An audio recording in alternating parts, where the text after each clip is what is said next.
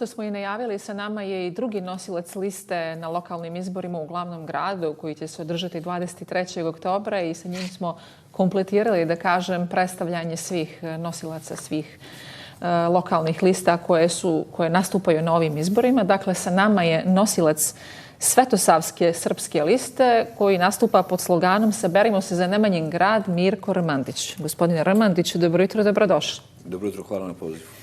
Evo, gospodine Rmandiću, vaša lista je ovako pomalo neobičajna za ove lokalne prilike i lokalne izbore. U prvi plan ste stavili identitetske teme radije nego lokalne. Zbog čega? Pa mi smo trenutno jedina opoziciona stranka na ovim Podgorici, a ne samo u Podgorici, nego u čitavoj Crnoj Gori. Svi su ostali u nekim koalicijama i svi su ostali se mijenjali na vlasti za ovih zadnjih 30 godina. Ono što ja želim jeste da budem prvi antikomunistički gradonačelnik posljednjih 77 godina i da srpska lista završi one poslove koje nije uspjela Narodna stranka, Srpska radikalna stranka i Srpska narodna stranka dok su postojale.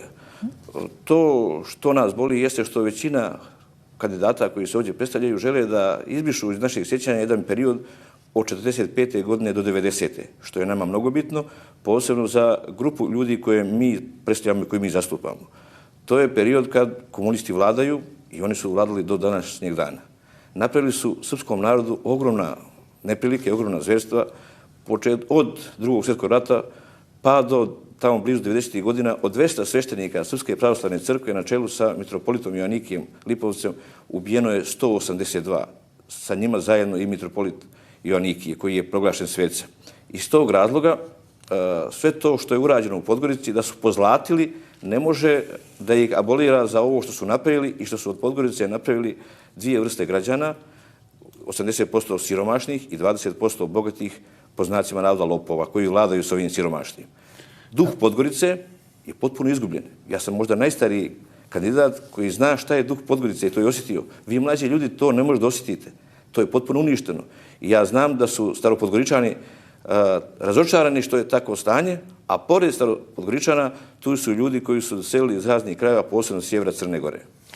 Evo, gospodine Rmandiću, kada pričate o duhu grada, negdje smatramo da je to možda i neka lična kategorija, da i mi mlađi, evo, konkretno ja koji smo rođeni u ovom gradu, smo osjetili neku vrstu tog duha, svako vrijeme prosto nosi nešto novo. Ali pričamo sad o Podgorici, pričamo o lokalu, lokalnim temama. Šta je ono što zamjerate prethodnoj aktuelnoj administraciji glavnog grada? Kako ocjenjujete njihov rad? Šta smatrate da je bilo dobro, a šta to smatrate da nije ni započeto? Pa koliko su dobro radili, najbolje se može vidjeti iz razloga da su dva gradonačelnika u zadnjem, oba su pod nekom vrstom istrage, znači gospodin Mugoša i gospodin Stjepović. Ne znam kako će proći gospodin Vuković i znači on žrtveno jagne u svemu ovome. Svjesni su oni bili da će morati da se promijeni vlast i onda su njega kao mladog gurnuli tamo, ne bili uspjeli nekako da se iz svega iščupaju. Što god su obećali, ništa nisu završili. Podlačim ponovo, čitavo vrijeme su govorili o nekom duhu centra Podgorice. Nije Podgorica samo Stara Varoš ili ne znam, neki od bulevara. Podgorica je i Kući, i Lijeva Rijeka, i Nožica, i Lješanska Nahija, i Zagorić, Park šuma Zagorić, i Masline, Tološe, sve to Podgorica, Zeta. Kako gledate upravo na te krajeve koje ste sada nabrojali? Kakva je situacija za život u njima? Da li ti građani mogu da ispunjavaju sve svoje potrebe, da normalno funkcionišu? Oni ne da ne mogu normalno funkcionišu, nego ja smatram posebno ljude iz Park šume Zagorić, koje ja najviše zastupam, su prosto građani drugog reda. To su ljudi koji su prije 30 godina naselili to područje, taj dio, i postrekavani su od strane zvanične vlasti. Dovedena im je voda, dovedena im je struja, dati su im telefoni. Sve im je omogućeno da bi se posle 10 godina ili 20 ispostavilo da su oni zauzeli privatno zemljište. To su ljudi, zamislite vi djecu koja idu iz tih kuća u školu, kako se ne osjećaju kad se u njihovim kućama stalno govori o nekom iseljavanju, raseljavanju, pritiscima. Trenutno juče je bio tamo jedna akcija izvršitelja koji su htjeli disali jednu porodicu, a trenutno 500 kuća je pod veliki znakom pitanja da li će biti na tenderu da se prodaju, jer ljudi su socijalno tako ugroženi da nemaju novac da otkupe te placeve koji su vraćeni. Da, to je bila neka nelegalna gradnja, sigurno. A poznato nam je to da se puno u Podgorici nelegalno gradilo, da se tako nešto dozvoljavalo, da bi se kasnije upravo ti ljudi ucjenjivali upravo na takav način. Ili ćete iseliti, ili ćete možda glasati. Jeste li upoznati sa tom praksom? Jesam upoznat i sad ćete, kad bi došli u to naselje, vidjeli biste tamo otprilike ko je njihov glasač, ko nije. Tamo gdje nema asfalta, tamo gdje nema ulica, to su otprilike opozicioni glasači. Međutim, ono što ja mogu da im ovdje obećam, što ću da im kažem, kad se sve ovo završi, kad uđemo u vlast, ako ne budemo htjeli da završimo to na valjan način, ja sam spreman da 500 porodica s svim članovima dovedemo u Skupštinu opštine Podgorica, ispred Skupštine opštine Podgorica i dok se to ne riješi, ne idemo kući. A ako oni žele da im svijet vidi šta rade sa svojim građanima i kakav su oni servis, neka izvole. Još ovo želim da podvučem.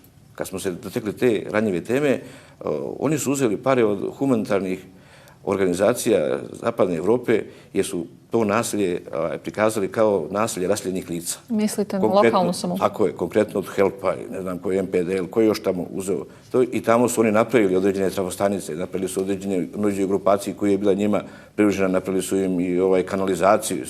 A onda su, što je vrlo čudno, napravili neki dil sa ljudima čija je to bila zemlja i ta zemlja je vraćena s tim što nijesu uložili žalbu na prvostepenu odluku suda, a s obzirom da mi nijesmo bili stranka u postupku, ti građani nijesu mogli da se žale i izgubili su postupak. Pravio sam jednu analizu zajedno sa jednom stručnom ekipom i jedna od porodica kojima je zemlja bila oduzeta, kad im je prvi put oduzeto i plaćeno, dobili su sredstva u vrijednosti od 18 kg zlata. Da, strašno, da. Nadam se da će taj problem biti riješen i da će svi imati krov nad glavom. A imate ovako interesantne poruke na ovim lokalnim izborima.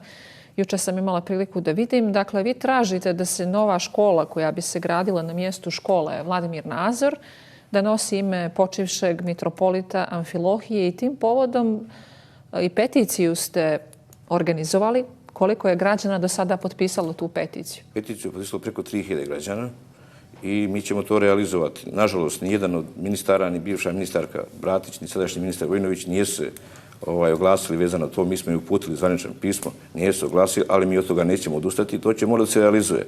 Znači, mi ne tražimo da se nekoj školi koja je tamo preimenuje ime, nego tražimo novoj školi koja se pravi da se dadne ime mitropolita Amfilohije Radović. Pored te škole mi ćemo insistirati, ćemo istrajati da se obliks Mirka Petrovića, koji se nalazi ispred Skupštine, da se otle izmjesti i da se tu postavi bista blaženo počivšeg mitropolita Amfilohije Radovića. Jer su, kad sam pomenuo komuniste u startu, htio sam da naglasim da su svjesno oni išli da srpski narod provociraju, da im otimaju kulturu, da im otimaju vjeru, da im otimaju jezik, a najveći krivac za to je bio upravo Josip Broz Tito, za kojeg još uvijek ne znamo da li je kao takav postojao, gdje je rođen, ko su mu roditelji, ali ga imamo tu u centru Podgorice da nam još uvijek prijeti, tako da sutra kad dođemo na vlasti i njega ćemo ispratiti, ako je voda za Kumrovec, a tu ćemo postaviti bistu Blagoja Jovovića. Gospodine Armanić, ako imate neke ideje koje možda malo prelaze ovaj lokalni dio, pa jedna od njih je to da biste tražili, ukoliko postanete gradonačelnik ili budete vršilac vlasti, bratimljenje Podgorice i Moskve i kažete da je potreban povratak bulevara Nemanjina obala. Da li mislite da je to moguće u ovom trenutku? To je moguće iz prostog razloga što je glavni grad pobratim sa Ankarom iz Turske i sa Barijem iz Italije. Ne vidimo nijedan razlog da to ne bude sa Moskvom iz Rusije, a dobro znamo da i Podgorica i Crna Gora su opstale zahvaljujući Moskvi i Rusiji. Imate u narodnoj pjesmi kad kaže drugo nema ništa u ruci bez Moskovku, pušku. Znači čitava istorija imali smo od njih pomoć. To je jedan narod, to je bratski narod, jedna krv koja teče tu.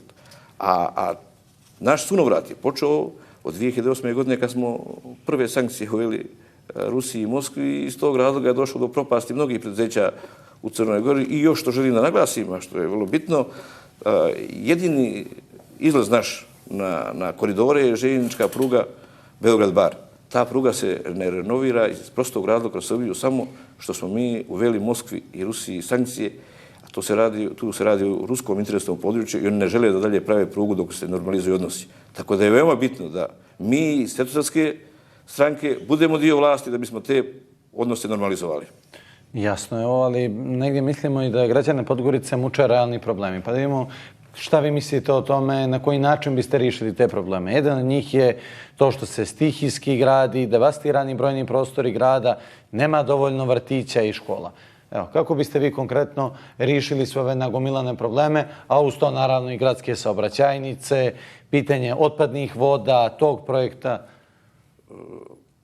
U martu 2021. godine zvanična opštinska vlast u koaliciji sa državnom vlasti obećali su bili građanima Podgorice da će da zagrade željezničku stanicu u Podgorici kako bi se smanjila opasnost od čestih povreda koje se tamo dešavale građanima koji bi prelazili iz jednog dijela pruge jednog grada u drugi grad. Od toga ništa nije urađeno. Mi obećavamo da ćemo uložiti svu svoju snagu i energiju da sagradimo tu stanicu od nadvožnjaka Mastina do nadvožnjaka do Golubovaca. Kad je u pitanju su saobraćajne gužve, mi imamo, naši stručnjaci saobraćaja rade jedan projekat gdje bismo napravili prugu, produžili od željezničke stanice Podgorice do aerodroma, tako da bismo zajedno sa aerodromskim vlastima, odnosno sa njima dogovarali kad dolaze avioni da vozovima preuzimamo te putnike kako bismo smanjili gužve drumovima i kako bismo, s obzirom da smo ekološka država, znači vlast i na državnom i na lokalnom nivou krši ustav jer smo mi potpuno ekološki zagađeni, nema od onoga ništa piše u ustavu. Još jedna stvar koju želim naglasiti. Znači, od Duklje, grad Duklje, pa do prelaza u Zagoriču, mi nemamo ni jedan legalan putni prelaz za građane tog dijela grada. Znači, Paršuma, Zagorič i Zagoriča. Tu je velika opasnost, građani često se povrijeđuju jer nemaju gdje da pređu prugu. Mi ćemo uložiti napor da napravimo tu dva mjesta gdje će ljudi moći da prelaze u principu pasarele kao što je to na Zabjelu, kao što je to na Zlatici. Pored navedenog napravit ćemo, planiramo da napravimo jednu školu, jedan vrtić u Paršumi u Zagoriču, a kad je u pitanju turizam, pokušavamo da valorizujemo grad Duklju, koja je jedan od bisera turizma Crne Gore, ali turističke organizacije koje se bavi tim poslom, nijesam primijetio su ikada i na jednom sajmu pomenuli Duklju kao najstariju državu u ovom dijelu Evrope, Duklju koja je biser, koja se može valorizati do te mjere da se od nje živi posebno ako bi se povezali, a povezat ćemo se sa vjerskim organizacijama, s obzirom da vjerske organizacije godišnje imaju 2 miliona turista koje posjete Crnu Goru. Da, to je zanimljivo. Malo ko čini mi se pominje ovu kulturnu ponudu grada koja manjka i kulturna i turistička. Mislim da je turistička vjerovatno i da li biste vi bili saglasni sa tom konstatacijom da je turistička ponuda grada ovako dosta marginalizovan? Dosta skromna i iz tog razloga sam naglasio da bismo Duklju valorizovali, da bismo tamo zajedno sa potrošačkim jedinicama željezničkom infrastrukturom Crne Gore dogovorili da napravimo jedno stajalište gdje bi turisti i turističke organizacije koje se bave panoramskim prevozom turista mogle sa sjevera Crne Gore ili sa juga vozom da dovedu te turiste do Duklje. Onda bismo insistirali da se otvori pod Krš jedno stajalište, također da bi ljudi mogli da posjete taj dio, jer sam u priči analizirao čitavu tu priču i znam da turističke organizacije koje se bave panoramskim prevozom putnika u svojim ponudama imaju i te predjele. Tako da se toga tiče uložili bi maksimum, imamo dobar tim i nadam se da ćemo vratiti taj duh Podgorice, jer mlađi Podgoričani o duhu Podgorice moći će najvjerojatnije uskoro samo da čitaju iz romana i pjesama književnika Nevena Milakovića. Gospodine Ramandiću, hvala vam puno što ste bili naš gost ovog jutra. Nažalost, nemamo više vremena. Želimo vam puno uspjeha na predstojećim lokalnim izborima u Podgorici. Hvala i vama i saberimo se.